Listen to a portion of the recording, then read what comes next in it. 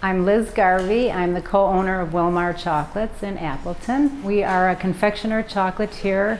We make all of our chocolates in small batches using locally produced ingredients. The business was started in 1956 by Wilbur and Mary Jane Cernka, and that's how the business Wilmar Chocolates got its name.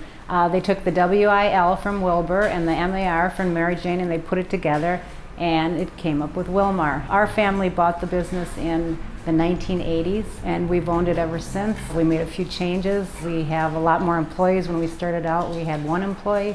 Now we have 36 staff members. Northeast Wisconsin is blessed with many, many chocolatiers. I have a lot of theories of why that is. We had a really good rail system in Wisconsin, and so to get chocolate from Milwaukee up to the Fox River Valley area to Oshkosh, Appleton, Green Bay was simple, and it was economic. We live in a very bountiful area. The apple orchards, everybody could make caramel apples with them. The strawberries, people could make chocolate dipped strawberries.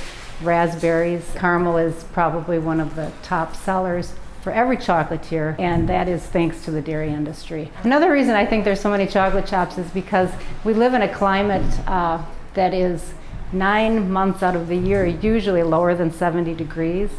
It makes for very cheap refrigeration, and in fact when we bought the business in the early 80s, the only refrigeration system was a back room with 3 outside walls. A lot of people saw candy businesses that were successful. In fact, in the 1940s, Kopp's out of Green Bay was one of the biggest distributors of chocolate in Wisconsin, and I think that people saw successful candy owners, candy businesses, and they thought, wow, that looks like a really nice business, and I'd like to be doing that too. Chocolate grows 20 degrees north and 20 degrees south of the equator. It's grown by a lot of very small farmers in the area, and it's grown in a lot of third world countries.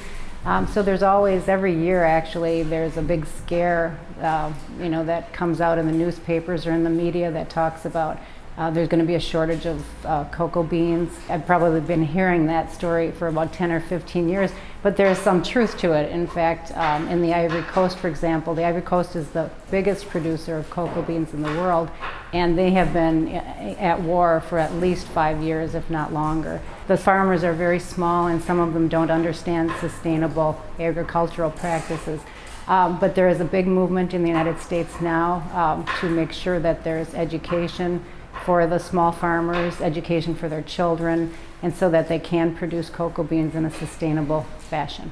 I think there's always going to be a demand for chocolate. In fact, every year since we've been in business, the amount of chocolate eaten per person has increased. I think when we started in business, it was like 20 pounds a year of chocolate that somebody would eat in the United States, and I think now it's close to 25 or 26 pounds per year of chocolate that a person might eat.